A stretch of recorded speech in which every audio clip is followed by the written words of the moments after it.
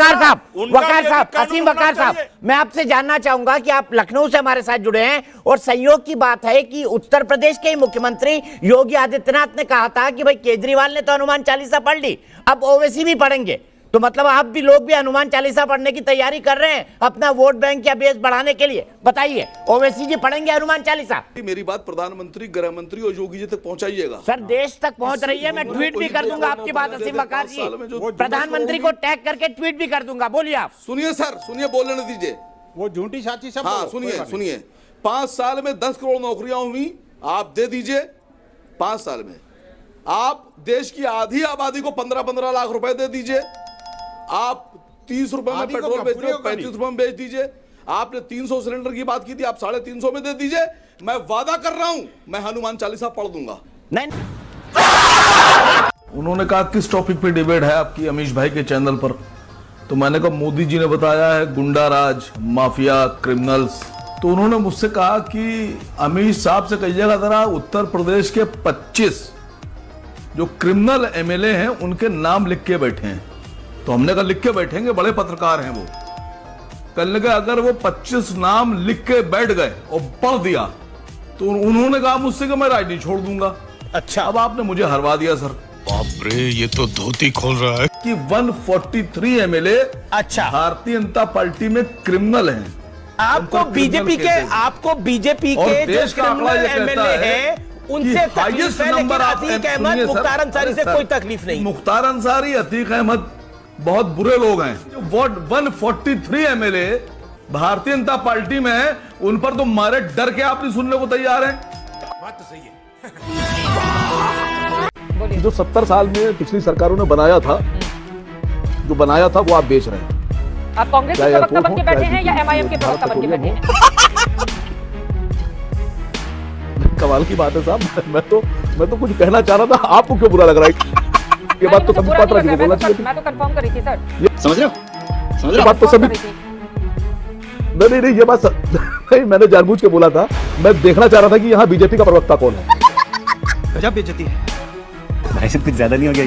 मतलब मैं चेक कर रहा था, तो चेक हो गया। नहीं, एक सेकंड, तो चलिए अब दूसरी बात बोलता हूँ। असीम वकार साहब, एक सेकंड, पहले ये जो अपना भोपो बजाना है ना, चलिए बीजेपी का प्रवक्ता चलिए आगे कौन है बोलिए। और एंकर कौन है, इसको आप लोग बंद कीजिए। जैसी भाषा मैं बोल रहा हूँ, वैसी भाषा बोलिए, वरना अभी मजबूरी में मुझे आप जैसी भाषा बोलना पड़ेगा। कैसा लगा मेरा मजाक? नहीं, मैं कभी आपकी तरह बोलना क्रॉस नहीं करती हूँ और ना ही आपको सर्टिफिकेट की जरूरत है। मुद्दे पर आइए असीम वकार, मुद्दे पर आइए। हाँ, नहीं मुझे भी नहीं चाहिए, मुझे भी सर्टिफिकेट नहीं चाहिए। मैं एक छोटा सा विषय रख के समाप्त कर 10 सेकंड में। मेरे पास एक मणिपुर का व्यक्ति कल मिला मेरे को, जब मैं आ रहा था यहाँ, तो उसने मुझे बहुत बड़ी बात कही। उसने कहा भाई साहब योगी जी ही आएंगे। मैंने कहा क्यों, आपको कैसे लग रहा है? उन्होंने कहा देखो भाई साहब, ऐसा है कि हम 20 रुपया कमाते हैं तो 20 रुपया घर लेके जा पाते हैं, लाभ तो दिया सो अलग, मगर जो मैं कमाता हूँ रास्ते से कोई मेरा थैला छीन के तो भागता नहीं है। बहुत बढ़िया बात संबित पात्रा जी ने बोली। संबित पात्रा जी को मणिपुर का मजदूर मिलता है और कहता है योगी जी बढ़िया आदमी। अरे मैं मणिपुर से आ रहा था, उत्तर प्रदेश का मजदूर मिला मुझे। और दिल्ली कमा तो मिला यही था दिल्ली में। आप क्यों ऐसी बातें करते हैं? कमा नहीं रहा, ये दिल्ली में कमा रहा, दिल्ली में मिला मुझे। अरे मुझे दिल्ली में मिला, जब मैं गाड़ी लेके आ रहा था तो उसमें मिला मुझे। दिल्ली में तो आम आदमी पार्टी की सरकार है साहब। अब आए ना लाइन पे। असीम भाई भी हम ही में से एक हैं। ये अलग बात है आज ये असीम वकार हैं, तो आज ये इमामे हिंद बोल रहे हैं, ये अलग बात है। मगर इनके परदादा भी राम ही बोलते थे, भगवान श्री राम की जय ही बोलते थे, और मैं उनको अपने भाई की नजर से देखता हूं। इसलिए मैं असीम वकार जी से सर्टिफिकेट लेने की मुझे कोई आवश्यकता नहीं है। किस बात का जवाब चाहते हैं? नहीं, संबित पात्रा ने कई सारी बातें बोली। उन्होंने बोला कि आप भी उनके भाई हैं और आप के पूर्वज भी श्री राम को प्रभु ही मानते होंगे। कितनी बड़ी बात बताई है। हाँ बिल्कुल, मेरे भाई हैं, इनका नाम था मोहम्मद अली। ये गलती से संबित पात्रा हो गए।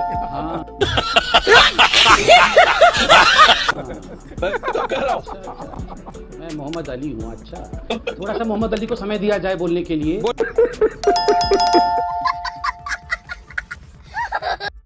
देखिए, मैं मोदी जी की तरफ से बोलने जा रहा हूँ। मैं नहीं मानता। अब मैं सच बोलने जा रहा हूँ। नहीं, सच सुनिए। देखिए, पहला नेता है देश का जो सच बोल रहा है। देखिए, सच बोल रहा हूँ। मोदी जी ने 2 करोड़ नौकरी का वादा किया था, 4 करोड़ दे दी। क्या बात है सर, क्या बात है सर। बताइए, झूठ बोल रहा हूँ सच बोल रहा हूँ? मोदी जी ने कहा था कि 40 रुपए में पेट्रोल बेचेंगे, 35 रुपए में बेच रहे हैं आजकल। वाह क्या सीन है। 35 रुपए में बेच रहे हैं। मोदी जी ने कहा था 300 रुपए की गैस बेचेंगे, नहीं है सैयद असीम 250 रुपए की बेच रहे हैं। 3 बातें बता दीजिए जो आप कर देंगे। मैडम अच्छा बताइए, मैं झूठ बोल रहा हूँ सच बोल रहा हूँ? ठीक नहीं खाली इतना बताइए, मैं झूठ बोल रहा हूँ सच बोल रहा हूँ? AIM उठाएगी 3 ऐसे कदम, चलिए। नहीं पहले बताइए जो मैंने अभी बात बताई मोदी जी के कामों के बारे में, आप वहां मैंने जाकर सच वोट बोला। मोदी जी की नाकामी पर मांग रहे हैं कि अपनी अच्छाई पर मांग रहे हैं, ये बता दीजिए मुझे। अच्छा आपने माना मोदी जी नाकाम है, आपने तब एक्सेप्ट किया मोदी जी नाकाम है? तो फिर बोलिए ना आप किससे लड़ा, किससे? क्योंकि आप सबका दुश्मन एक है योगी जी, अगर मैं गलत नहीं हूँ। वाह बेटा, लगता है तुम गू खा के ही मानोगे। या आपकी लड़ाई बीजेपी से ज्यादा है, कांग्रेस से ज्यादा है? हमारी लड़ाई है बीजेपी से तनख्वाह लेने वालों से।